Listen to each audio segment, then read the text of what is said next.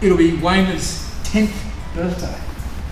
10th birthday. So with that, myself and Phil and our wives are having a really good chat about some additional, I guess, the next level of Wayman. And you guys would have heard us say this so many times when you hit a problem.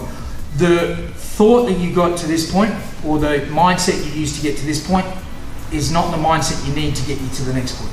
You need to change, you need to grow, you need to improve. So what we did together as a collective with you guys is going to help to get us to 10 years. There's some new things we're going to supercharge it for the next 10 years.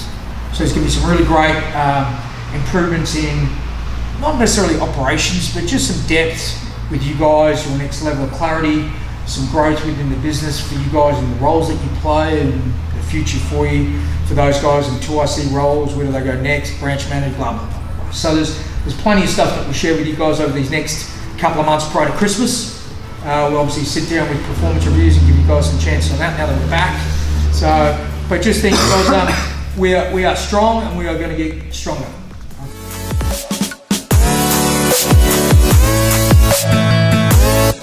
What's up, team? Phil Britton here and Graham McDonald. Of course, we just got back from California, Huntington Beach, hanging out with these crew here, Roland Osborne from Piper, and let me tell you, it was a whirlwind trip.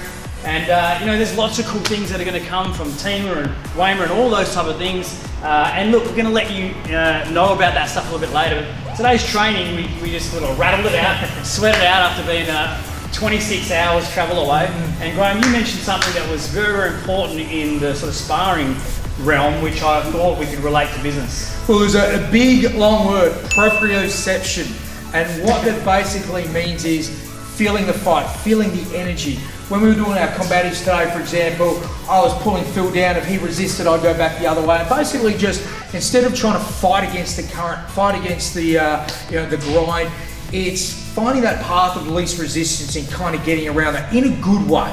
So with business, I suppose, it's one of those things where we know there's plenty of guys who just are hard-headed and just go, it's my way or the highway, and sadly find themselves in a real bad space and a place. So it's basically putting the finger on the pulse. You know, how do you know if someone's alive and kicking?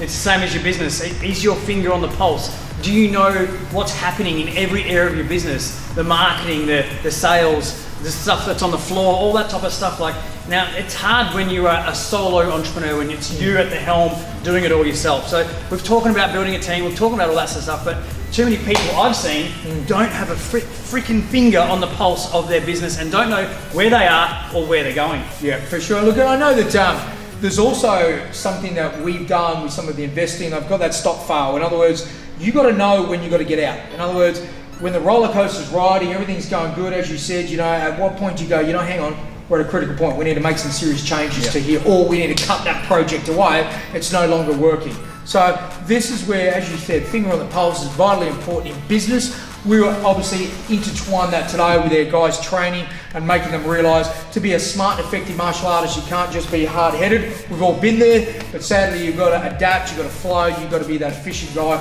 and get the results. I think just to finish on that, sometimes, you know, we can look at our guys, we're all training today, and you'll probably cut to some B-roll of us training today, but sometimes your key staff or your instructors think they're firing, but they don't know until they have a second pair or a third pair of eyes watching them.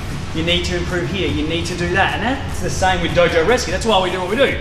We need to come in and look at the helicopter view of your business and you and your team and go, this is where it's wrong, because your finger on the pulse of your business may be giving you a false reading. And you need people like us to come in and tell you that, hey, this is good, this is not, so on and so forth, so you can get the results that you want. So please, guys, this is not a sales thing, it's just more like slap in the face. Who's helping you?